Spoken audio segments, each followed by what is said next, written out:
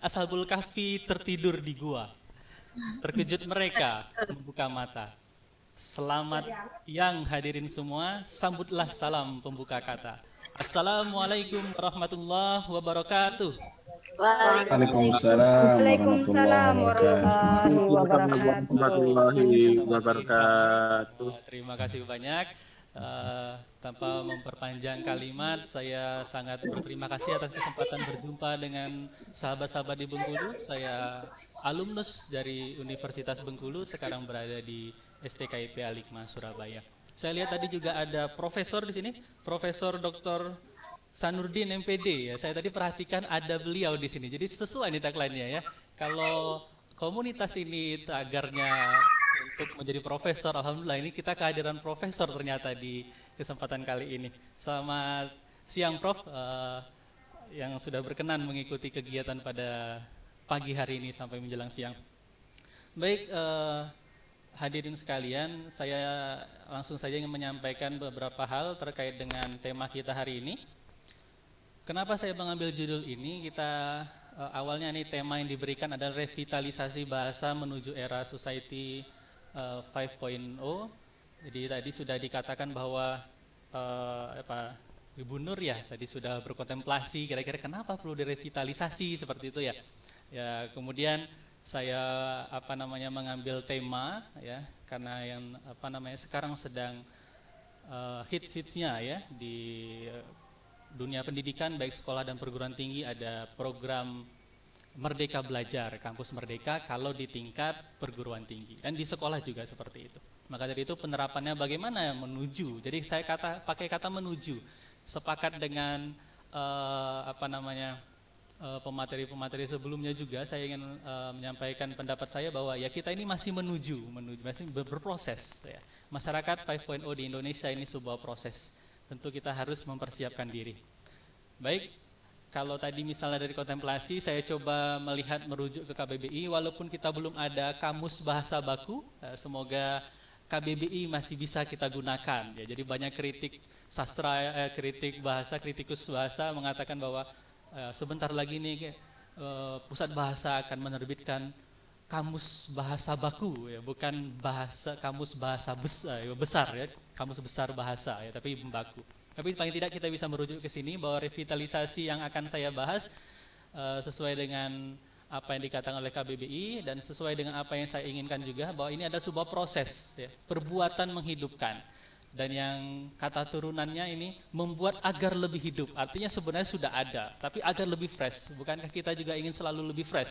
Kalau materi semakin siang kita sudah mulai lelah, semoga menjelang siang ini juga semakin fresh ya, semakin semangat. Kira-kira seperti itu. Jadi menghidupkan kembali geliat bahasa. Dan salah satunya melalui program Merdeka Belajar. Jadi saya tidak akan memutarkan video ini karena akan memperpanjang waktu, saya lewatkan saja. Ya, kita tahu bahwa temanya memang Society 5.0, ya, jadi langsung saja di mana 4.0 juga kita masih berusaha di setiap daerah dimaksimalkan bagaimana supaya bisa memanfaatkan gawai sinyal-sinyal ditingkatkan ya, kerjasama dengan berbagai kementerian dimaksimalkan semuanya agar Indonesia segera mempercepat ya, era industri 4.0 itu. Nah, sekarang sudah muncul Jepang memberikan tawaran 5.0 dan bagaimana kita menuju ke sana, kira-kira seperti itu. Nah, kemudian Kemendikbud lewat Direktorat Jenderal Pendidikan Tinggi itu mengeluarkan program yang namanya Kampus Merdeka, lalu kemudian di bulan Agustus diumumkan ada beberapa kampus yang diterima proposalnya untuk menyelenggarakan kegiatan program Kampus Merdeka. Karena kenapa? Sebelumnya tentu banyak sekali opini-opini terkait dengan Merdeka Belajar. Memang selama ini kita tidak merdeka belajar, kan kira-kira seperti itu. Kemudian ternyata pemerintah menyiapkan, oh ini ada program-program pembatasannya yang mungkin bisa dilakukan ya untuk mengawali itu. Kemungkinan semester depan atau mungkin tahun ajaran baru akan dilaksanakan di berbagai kampus, walaupun sebenarnya kampus-kampus sebelumnya sudah melaksanakan, hanya namanya saja mungkin tidak dibuat konsep Merdeka Belajar. Ya. Baik, selanjutnya saya akan merujuk beberapa istilah masyarakat 5.0 ini, sebuah pemahaman kita bersama biar sama konsepnya bahwa ini adalah masyarakat cerdas dan bijak, ya tujuannya itu memecahkan masalah sosial. Maka di kampus kami di STKIP Al-Hikmah Surabaya itu sudah menerapkan program IE dan ISOSKA sebelum munculnya program Merdeka Belajar ini. Bagaimana penerapannya nanti insya Allah semoga ada waktu. Kemudian membekali siswa atau mahasiswa ya keterampilan untuk berpikir kritis. Ya ini semuanya adalah keterampilan abad 21 yang dibutuhkan. Maka kemudian kampus ini mencoba menerapkan mata kuliah khusus yang namanya mata kuliah K21 atau keterampilan abad 21. Dan ini pun sudah kami lakukan sejak 5 tahun berdirinya kampus STKIP Al-Hikmah Surabaya ini. Kemudian pendidik harus menumbuhkan kecerdasan dan ketahanan sehingga anak-anak kita akan tumbuh dan berkembang dalam lingkungan yang belum dapat diprediksi. Jadi kita harus mempersiapkan, ya, namanya pendidikan visinya harus ke depan, kita mempersiapkan sesuatu yang belum kita hadapi. Nah, bagaimana cara kampus membuat program-program yang menarik untuk mahasiswanya agar siap nanti terjun ke dunia sesungguhnya setelah mereka tamat yang tentu berbeda ketika dia kuliah. Nah, dan ini ada yang menarik ketika saya searching ya ternyata ada Iskandar Zelfi dari IAIN Curup ya yang terbaru 10 Januari 2020. Apakah di sini ada mungkin orangnya atau dari prodi apa ya? Di sini di apa namanya sebuah proceeding ya di program Pascasarjana Universitas PGRI Palembang sebuah artikelnya ya ditulis, maka saya coba tulis di sini ya karena saya berjumpa dengan kawan-kawan IAIN Curup. Ya, walaupun beberapa kutipan tadi saya ambil juga dari artikelnya Prof. Sarwiji Suwandi. Baik, kemudian karena banyaknya fenomena tersebut, ya Direktorat Jenderal Pendidikan Tinggi akhirnya membuatkan sebuah buku program di mana dalam rangka menyiapkan mahasiswa itu maka butuh kesiapan mahasiswa dalam menghadapi perubahan sosial tentunya dan dunia kerja sehingga dibentuklah suatu program yang disebut dengan kebijakan Merdeka Belajar atau Kampus Merdeka. Jadi ini sebuah kebijakan mungkin bisa diterapkan, bisa tidak. Jika belum siap ya mungkin bisa melihat dulu, bisa saling sharing. Dan saat ini saya coba untuk sharing bagaimana penerapan secara sederhana dari STKIP Al-Hikmah Surabaya. Alhamdulillah ternyata sudah terdengar azan di Surabaya karena tadi saya dapat giliran tepat sebagai pemateri kelima. Saya lanjut izin sebentar kepada para peserta sekalian untuk menyimak suara azan.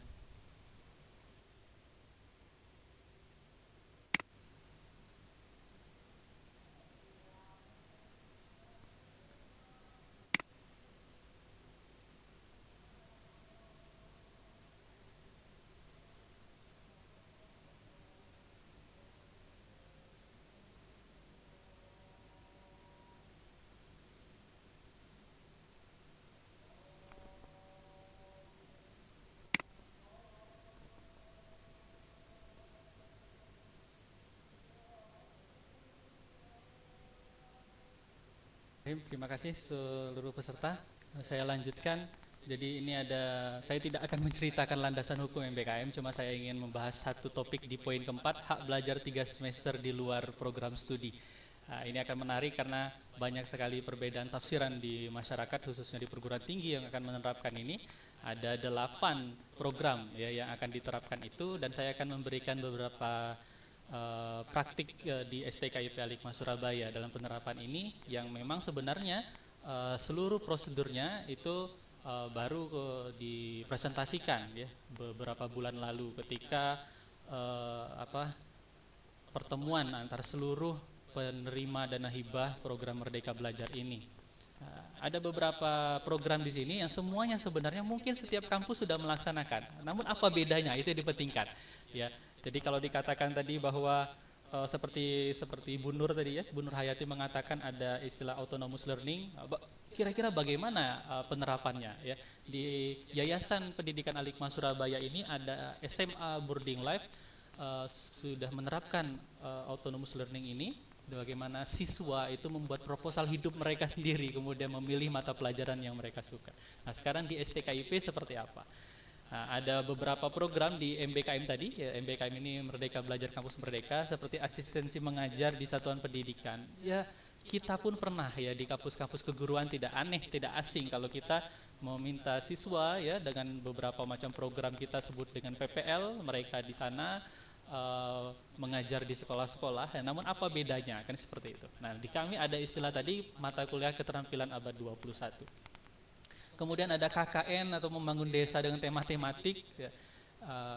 Di setiap kampus juga ada. Namun apa bedanya? Ya, apa untuk menatap tantangan zaman ke depan ini? Apa yang harus kita siapkan? Maka di kampus kami menyiapkan program yang kita beri nama IE dan ISOSKA yang ini dimulai sejak semester 1. Penerapannya seperti apa? Seperti KKN dan PPL. Namun dimulai sejak semester 1. Ya, kemarin banyak sekali. Tentu setiap program itu ada negatif, ada positifnya. Karena dianggap aneh, kenapa kampus ini menerjunkan mahasiswa sejak semester 1 untuk KKN dan PPL. Namun ternyata semua itu telah kami lalui selama 5 tahun sejak berdirinya kampus ini dengan program khusus keguruan ini. Maka kemudian alhamdulillah sampai dengan saat ini program ini masih berjalan. Termasuk ketika masa pandemi ini program itu masih tetap kita jalankan. Nanti saya akan memberikan beberapa contoh sekilas terkait kegiatan ini. Kemudian terkait magang dan praktik kerja, nah, karena nama kampus ini STKIP Al-Hikmah Surabaya, ya, Sekolah Tinggi Keguruan, maka kami sangat fokus dengan berusaha bagaimana bekerja sama dengan mahasiswa menerapkan kurikulum untuk keguruan. Sehingga ketika ada magang praktik ini ditawarkan supaya bisa berkolaborasi dengan di luar dunia pendidikan, misalnya sekolah, maka kami coba mendekati dengan kantor bahasa. Tadi juga pemateri sebelumnya mengatakan Ibu Siti ya di UNSO Surakarta sudah ada duta-duta dari mahasiswa. Kami coba apa yang bedakan supaya tidak sama dengan program-program yang lama. Maka kami coba penjajakan dengan Balai Bahasa di Jawa Timur. Ini tidak sekedar menjadi duta, tapi mereka coba bekerja di sana. Dan ternyata memang sudah banyak program-program seperti itu juga. Sehingga bagaimana lagi kita berpikir, kalau sudah ada yang coba magang di Balai Bahasa, apa yang kita harus bisa bentuk lagi kegiatan-kegiatan yang berbeda dari sebelumnya. Karena kita ingin berusaha memberikan hal yang unik, yang bisa menantang mahasiswa agar mereka siap menyambut era mereka nanti ke depannya. Baik, ini ada contoh, salah satu contoh saya bilang tadi bahwa sejak semester 1, ya, mahasiswa kami sudah kami terjunkan ke lapangan untuk melaksanakan kegiatan IE dan ISOSKA.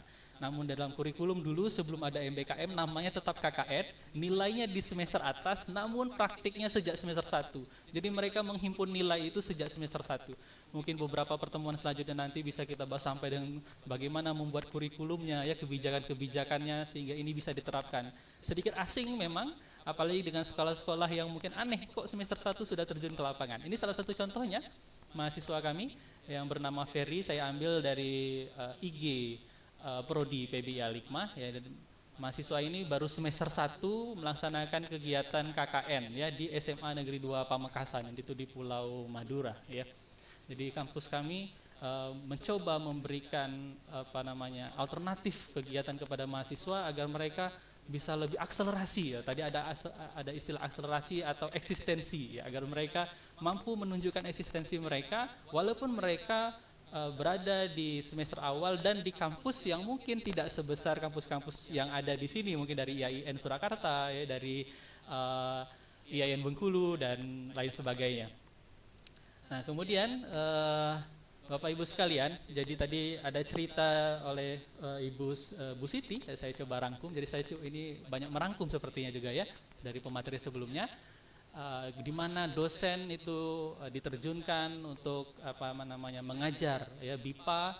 Maka kami coba bagaimana mahasiswa kami mempersiapkan diri juga menuju masyarakat MIA itu, apalagi sekarang sudah ada Society 5.0, agar mereka tidak canggung dengan dunia internasional itu. Walaupun mereka dari prodi pendidikan, menawarkan mereka sebuah program yang kami sebut dengan mata kuliah keterampilan abad 21, bagaimana problem solving itu diterapkan di dalam dunia keseharian mereka, ya. Jadi mereka melaksanakan kegiatan-kegiatan itu tidak hanya di Indonesia, khususnya di kampus, namun juga mereka melaksanakan kegiatan di luar negeri. Ya. Bapak Ibu sekalian, sekedar selayang pandang, kampus ini memberikan beasiswa ke seluruh mahasiswa dari semester 1 hingga mereka wisuda, sehingga mereka tidak mengeluarkan biaya dari mulai ujian seleksi masuk STKIP Al-Hikmah Surabaya. Asal mereka memiliki cita-cita menjadi guru, maka mereka difasilitasi layaknya seorang guru, kami hargai dengan memberikan beasiswa full 100%, tinggal di asrama dengan fasilitas asrama lengkap, makan dan minum juga sudah ada di sana, termasuk pemberian laptop dan alma mater yang tidak perlu mengeluarkan biaya. Oleh karena itu kami sadar jika tidak ditantang dengan masalah-masalah berat, nanti lama-lama mahasiswa ini akan manja karena mereka terbiasa diberikan beasiswa tanpa mengeluarkan biaya sedikit pun. Nah, jadi program ini mereka mengajar ya di sekolah Bangkok Thailand, itu juga berdasarkan cara berpikir kami, bagaimana caranya agar mahasiswa ini menjawab tantangan zaman. Jadi mereka khusus di program ini sejak semester 1 sudah membuat proposal kehidupan tadi, bagaimana mereka akan keluar negeri dengan biaya sendiri. Ya, dengan biaya sendiri sehingga mereka tidak lagi berharap mendapatkan beasiswa tambahan. Sehingga mereka sejak semester 1 akan berusaha memecahkan masalah ini, entah secara individual, kelompok, maupun bekerja sama dengan mahasiswa program studi lain. Bagaimana caranya untuk menembus, mohon maaf ini juga kebetulan mahasiswa kami ini rata-rata bukan dari menengah ke atas, ya, bukan dari menengah ke atas, sehingga mereka harus totalitas mencari sumber dana. Otomatis kami tidak memperkenankan mereka meminta bantuan dari orang tua, ya. Sehingga mereka mencari dana itu sendiri. Termasuk tadi Bu Siti bilang bahwa ada KBRI, betul sekali Bu, saya sepakat. Ternyata mahasiswa kita mampu dengan cara sendiri, ya. Awalnya tanpa membawa embel-embel institusi, artinya mereka mencari cara hukum sendiri di KBRI di setiap negara itu, untuk berusaha mendekatkan diri agar mendapat kesempatan bagaimana caranya saya bisa keluar negeri dan mengajarkan bahasa itu di sekolah-sekolah yang ada di luar negeri, di yang ini contohnya di Thailand. Ya. Kemudian ini saya ada contoh juga bagaimana imam tadi Azil itu di sekolah Davao Filipina pada tahun 2017 mereka alhamdulillah berhasil keluar negeri tanpa beasiswa kampus karena selama ini mereka sudah dibeasiswai. Namun mereka sekarang berhasil merasakan jerih payah mereka sejak mereka semester 1 ya, menghimpun proposal bagaimana caranya. Nanti kita lihat mahasiswa ini berusaha mengumpulkan dana dan mencari peluang untuk memecahkan masalah ini, berpikir kritis. Kenapa saya selama ini manja dengan fasilitas yang ada di kampus, sekarang kok saya ditantang untuk mencari uang sendiri. Nah, ini yang kami anggap sebagai salah satu bentuk kami cara kami menerapkan keterampilan abad 21 itu tidak sekedar teori namun juga praktis di lapangan. Saya tidak akan menjelaskan ini, kita sudah tahu ini ada beberapa yang saya sebutkan tadi, mulai dari critical thinking, creativity, komunikasi dan kolaborasi. Ini semuanya diterapkan dengan program-program itu, maka kami pilih yang namanya tadi mata kuliah keterampilan abad 21 yang mahasiswa pilih, dan itu mereka sudah mulai yang proposalnya sejak mereka tiba di asrama kampus DKI 5 Surabaya. Saya akan teruskan. Nah ini saya bilang tadi, bagaimana cara mahasiswa mewujudkan cita-cita merdeka belajarnya itu. Salah satunya baik dari proposal yang saya bilang tadi, berusaha dari karena kondisi sekarang dari kegiatan mata kuliah ini tidak berhenti. Jadi mereka tetap diberi tantangan untuk bisa keluar negeri. Bagaimana caranya? Minimal bertatap muka dengan seluruh masyarakat yang ada di dunia internasional. Tidak hanya berkecimpung di asrama. Karena kampus ini berasrama, mereka layaknya semi pesantren. Kalau pagi mereka menjadi mahasiswa, kalau sore mereka menjadi mahasantri. Ini ada salah satu testimoni dari salah seorang guru webinar ini. Beliau dari Mojokerto, ingat saya. Jadi ada salah satu mahasiswa bahasa Indonesia namanya Hasan. Hasan ini ingin berangkat ke Turki, jadi dia berusaha sejak semester 1 membangun komunitas, membangun komunikasi dengan berbagai pihak. Salah satunya sejak semester 1 tadi sudah melaksanakan interaksi edukasi di sekolah seperti kegiatan KKN itu. Ternyata dia terus berhubungan baik dengan guru pamongnya yang ada di sekolah, dan guru pamong ini termasuk yang mengapresiasi cita-cita si mahasiswa ini. Jadi dia posting di akun Facebook beliau, dia bilang bahwa saya mengenal awan biru ini nama alias Hasan tadi, ya, hampir setahun yang lalu bersama 3 orang temannya Hasan melaksanakan praktik mengajar di SMA Guru Karanganyar. Saya yang menjadi guru pembimbingnya, ya, itu merasa kehadirannya memberi warna lain dalam belajar. Artinya sejak dia semester 1 itu ternyata mahasiswa mampu untuk menunjukkan eksistensinya di lapangan, tidak harus menunggu semester tinggi ketika dia harus mengajar. Nah, inilah yang menarik ketika mahasiswa kita beri apresiasi, kita beri tantangan, baik, ya, kita beri tantangan kepada mahasiswa ternyata mereka mampu mengekspor kemampuannya ketika mereka sudah merancang sendiri proposal hidup mereka.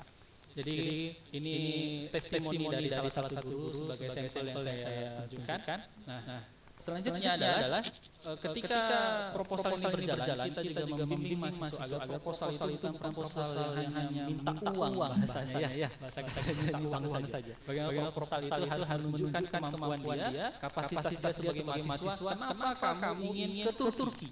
Apa yang kamu cari di Turki itu? Bagaimana usahanya? Kita tidak ingin mahasiswa itu seperti orang-orang yang minta. Ya, karena selama ini walaupun mereka dimanja dengan beasiswa full 100% sama kuliah, tapi mereka harus menunjukkan karakter berjuang mereka. Ini salah satu contoh keluaran yang akhirnya di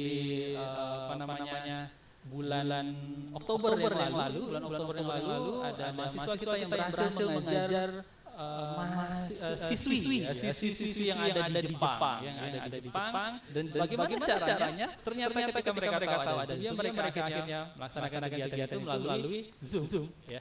Akhirnya mereka menyampaikan materi sekolah bahasa Indonesia yang dia promosikan itu melalui Zoom sampai dengan ke Jepang. Karena tantangan kita agenda K211 ini tidak boleh berhenti walaupun di masa pandemi. Seperti saya juga, alhamdulillah saya belum pernah kembali lagi ke Bengkulu, ya, sejak beberapa tahun lalu ya. Saya tidak sempat ke sana karena masa pandemi. Alhamdulillah ternyata dengan Zoom kita bisa bertemu dengan kawan yang ada di Provinsi Bengkulu. Baik, peserta sekalian, ini beberapa hal aktivitas mahasiswa yang tunjukkan yang ada di TKI 45. Ini ada kerjasama kita ya, dengan Balai Bahasa Jawa Timur yang saya bilang tadi, bahwa kita menginginkan mahasiswa kita masuk ke sana bekerja, memahami apa sih yang dilakukan oleh Balai Bahasa. Ternyata mereka tidak hanya guru, mereka bisa ke sini, tapi apa pekerjaan yang harus mereka lakukan? Maka kita membuat MOU dulu dengan Balai Bahasa yang ada kita dekat di Balai Bahasa Jawa Timur. Nah, Bapak Ibu sekalian, saya ingin menunjukkan ini ada contoh proposal mahasiswa tadi, Hasan, untuk berangkat ke Turki. Jadi dia coba membuat proposal kegiatan dia untuk ke Turki itu sejak awal dia sudah merancang ini, dan apa yang dia tawarkan sebisa mungkin ya. Nah, ini latar belakangnya saya bilang tadi. Jadi salah satu wujud praktik keterampilan 211 ya. Mereka sudah merancang biaya kegiatannya. Ini mereka coba chatting secara personal. Bagaimana mereka menemukan kontak personal hubung dari orang-orang di Turki di tempat mereka yang nanti akan melaksanakan kegiatan tersebut di sana, melakukan mata kuliah keterampilan 211. Ini juga sebuah tantangan dan prestasi bagi mereka. Ketika mereka mampu mencari narahubung sehingga bisa meminta bahasa ininya kepada pihak di Turki agar mereka bisa diberi kesempatan belajar ke sana. Nah, kemudian kampus membuatkan surat itu pun setelah mereka melapor. Jadi bukan kita yang mengarahkan, tapi mereka sendiri yang mencari negara yang dituju, sekolah yang dituju, dan kampus mensupport apa yang mereka butuhkan saja. Tapi tidak kita yang mengarahkan harus Turki dan segala macam. Ini cita-cita mereka sendiri yang membentuk ini. Ya. Nah, ini biodata mahasiswa itu, ya. Kemudian dia menawarkan apa yang bisa dia kerjakan, ya. Seandainya itu, ini ada berjasa yang dia tawarkan. Jadi dia tidak hanya meminta uang dari proposal ini, tapi dia menawarkan jasa. Jadi orang-orang prodi pendidikan bahasa Indonesia bisa banyak ya, menerapkan apa-apa itu ya, dengan cara-cara yang kreatif tentunya. Nah, ini adalah bentuk cara berpikir mahasiswa kita ditantang. Bagaimana sih cara mengumpulkan uang sedangkan saya berada di asrama, saya tidak berada di luar kampus. Karena mahasiswa ini tidak boleh keluar kampus, walaupun masa pandemi ini semuanya sudah kembali ke daerah masing-masing dan tentu kapan kembali ke kampus, sehingga mahasiswa semester 1 ini juga tidak ada di kampus. Ya, ini ada jasa nama kaligrafi Islami, ya. Kemudian ada jasa pembuatan puisi sampai dengan jasa untuk penulisan buku ya sampai dengan buku itu diterbitkan. Jadi dia bersedia jika ada yang ingin bekerja sama dengan dia, maka dia akan membantu dengan beberapa program ini. Nah, ini salah satu contoh proposal yang dibuat oleh mahasiswa kami untuk menghadapi tantangan yang kita berikan. Nah, terakhir ada beberapa yang belum saya tampilkan kan, Bapak Ibu sekalian, yang ingin saya katakan bahwa penutupnya ya bahwa institusi pendidikan itu harus berinovasi dan semua sepakat insya Allah ini harus dilakukan. Apa saja inovasi tersebut sebaiknya tetap dalam koridor yang sudah ada, namun inovasi ini harus terus disosialisasikan, diinformasikan agar dapat memberikan dampak positif yang lebih luas. Nah, keterampilan 21 untuk masyarakat poin-poin ini harus dipraktikkan, tidak hanya sebuah teori PPT maupun di buku. Tentu kita cari bagaimana caranya agar itu terus melahirkan kegiatan yang positif untuk dosen dan mahasiswanya. Doakan semoga kami juga ini dosen-dosen juga insya Allah akan berangkat juga, tapi terhalang oleh pandemi sehingga dosen dan mahasiswa itu sama-sama berjuang menjadi masyarakat di dunia, tidak hanya di negara Indonesia, dengan tetap memanfaatkan bahasa Indonesia. Tadi dibilang bahwa salah satunya adalah bisa menjadi guru, ya BIPA, atau dengan cara lain. Karena mahasiswa ini tidak melalui program BIPA, tapi atas kemandirian dia sendiri. Nah, bahasa Indonesia itu tidak hanya masyarakat Indonesia, tapi juga masyarakat dunia. Maka kita perlu apresiasi pada tanggal 7 November 2019 di Universitas Negeri Surabaya ada forum Dewan Besar Indonesia. Mereka sudah menyepakati bahwa bahasa Indonesia menjadi bahasa ilmiah internasional. Artinya setidaknya ada segolongan orang yang sudah juga bergerak. Jadi guru-guru bahasa Indonesia bergerak, dosen bahasa Indonesia bergerak, mahasiswa bahasa Indonesia bergerak, bahkan guru-guru besar yang ada di beberapa kampus juga bergerak. Salah satu apresiasi yang besar untuk bahasa Indonesia tentunya. Dan 17 Desember yang terbaru kemarin ya pantun sudah ditetapkan sebagai warisan budaya tak benda oleh UNESCO. Maka kita sebagai penuturnya masyarakat Indonesia walaupun beragam bentuknya, ternyata di Jawa ada parian ya. Kita kenal pantun di budaya Melayu termasuk di Malaysia, maka tidak menjadi hal yang aneh kalau kita coba bermain pantun sekali-sekali dalam kegiatan tingkat nasional maupun internasional sebagai bentuk apresiasi kita dan terus tarikan budaya-budaya yang ada di daerah, salah satunya pantun. Nah, ini ada salah satu contohnya kemarin ketika itu di Surabaya.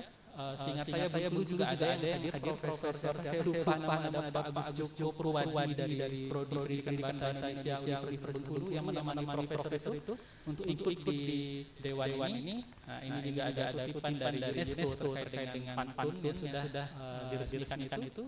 Kebetulan Indonesia dan Malaysia dan ini proses panjang tentunya. Baik, itu saja pengantar dari saya untuk masuk ke diskusi setelah pemateri selanjutnya. Saya akhiri, jika pagi itu telah terang, jika malam hari kelam. Terima kasih kepada peserta sekalian yang cemerlang. Semoga materi singkat ini memberikan kesan dalam. Saya akhiri. Assalamualaikum warahmatullahi wabarakatuh. Warahmatullahi wabarakatuh. Assalamualaikum warahmatullahi wabarakatuh. Terima kasih kepada Bapak Dian Surya Putra yang telah menyampaikan materi mengenai praktik merdeka belajar program studi bahasa Indonesia menuju masyarakat 5.0. Sangat luar biasa sekali materinya, dan juga kita masih menunggu pertanyaan